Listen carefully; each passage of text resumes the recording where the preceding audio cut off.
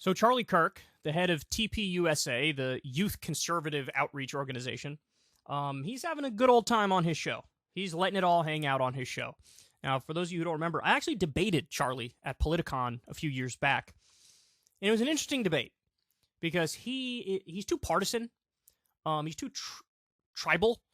And so it was very easy for me to lay out my narrative in a way that's more compelling because, anytime he would attack like Hillary Clinton or Joe Biden, I'd be like, yeah, I don't like them. And here's a bunch of things they did wrong. But now let me also tell you why Trump sucks and what he did wrong and why he's actually worse.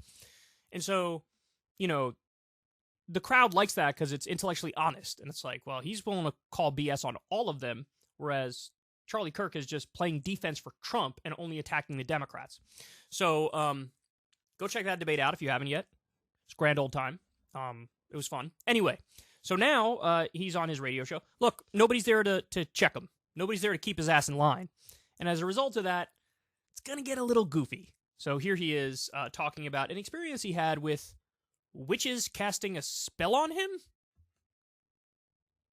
Some people are emailing us, Charlie, don't make fun of witches. They have a lot of power. That's not true. They do not have a lot of power, but they do have some, if they're really into it, I do believe there's some very dark spiritual implications and dynamics here. And look, I've encountered witches before. When I was once speaking, this is not a joke, when I was once speaking at Legacy Church in Albuquerque, New Mexico, in the land of enchantment, which is, in my opinion, the most outwardly pagan state remaining in America. A lot of great Christians, but there's a lot of weird witchcraft that happens in New Mexico.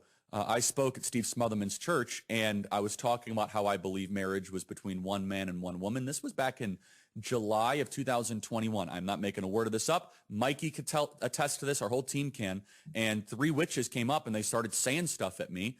And maybe it was a coincidence, maybe it wasn't, but I got super sick right after that. Again, maybe it's just a coincidence. Who knows? Maybe you think it's all a bunch of horse pucky and all that, but that was pretty chilling. And so they came into the church. And by the way, Steve Smotherman, great friend in Albuquerque, tells me they have witches that come into their church all the time.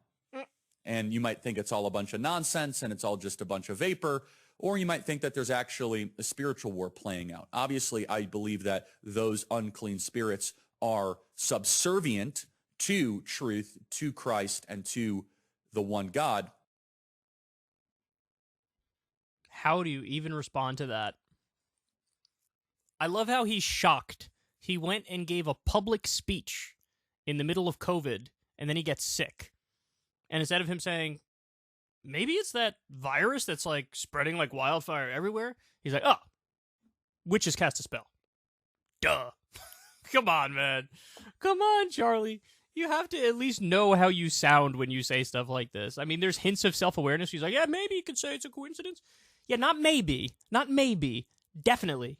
Like, what do you think? We're in Game of Thrones? You think there's magic everywhere? Like, what are you talking about? I love how he argued, like, well, since I was arguing marriage is between a man and a woman, as if, like, the witch community is very pro LGBTQ rights, and so they were, casting a spell on you because you were anti-LGBTQ. I don't know what witches believe when it comes to the LGBTQ community. Is there unanimous agreement across the witch community? By the way, are there any actual witches who do, like, blood magic or voodoo? No! What are we talking about here? This is so silly. Again, it reminds me of, like, Game of Thrones. You mix in, like, humans with normal human abilities, and then you sprinkle in, like, some people who have magical powers and stuff. And we don't live in Game of Thrones, Charlie. And by the way, if your God was so, strong and omnipotent, then why did the witchcraft actually work on you? Shouldn't you have the protection of Jesus Christ at that moment? That the evil spirits are trying to make you sick after you spoke the word of the Lord and said marriage is between a man and a woman? Like, shouldn't that give you pause? Like, if you are somebody who's prone to superstitious metaphysical thinking, shouldn't that make you go, did I sign up for the wrong team? Because it seems like these witches actually have powers that Christians don't have. I haven't seen Christians do stuff like this, so maybe I should get into witchcraft now, right? I mean, I'm not prone to metaphysical and supernatural thinking, but if I was, I'd be like, oh, well, obviously the witches have it right, because I saw firsthand that their witchcraft works. right? I mean, again, there's over 4,000 religions. I would love to ask Charlie Kirk, how many of them actually have these magical powers? Tell me how many of them have it, and tell me what their magical power. Can anybody fly? Is anybody able to fly? Are humans able to breathe underwater through voodoo powers? Does that work? He tells this story like as if everybody behind the camera and stuff, all of his like staffers are gonna be like, I mean, that's what happened, bro. He got a witch cast a spell on him and stuff, bro. That's what it is. I love how he also says, like, there's a lot of paganism that goes on in New Mexico. First of all, what?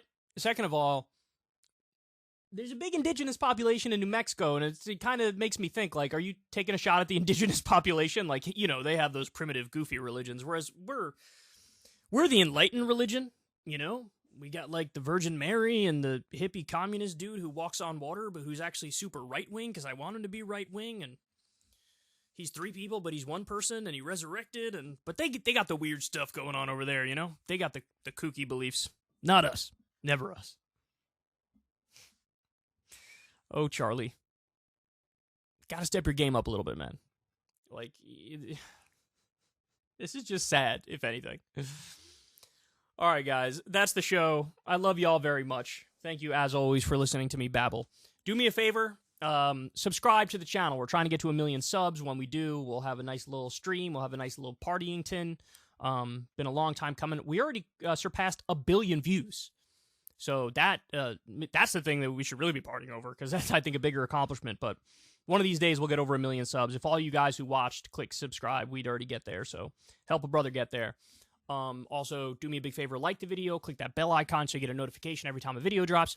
Remember, you can always watch the full shows on Spotify, or listen to the full shows on Spotify if you want to listen in a podcast version and you don't want to click through all the different videos and stuff. So definitely check that out. And as always, much love to the Patreon supporters of the show and the Substack supporters of the show. The links are in the video description box below if you'd like to support this show. Really hope you do, because, again, I've never had a conversation with an advertiser. Never will. I don't really believe in that stuff. I believe in small dollar donations, building it from the ground up. So I love you all very much. Everybody have a great rest of your day. Much love. Ever since Adpocalypse, when YouTube defunded all independent news and politics overnight, we haven't trusted them. We know they can pull the rug out from underneath us at any time. If you enjoy this content, please consider tipping $1 or $2 per month on the Secular Talk Patreon. Link in the video description box below. Thanks for your support.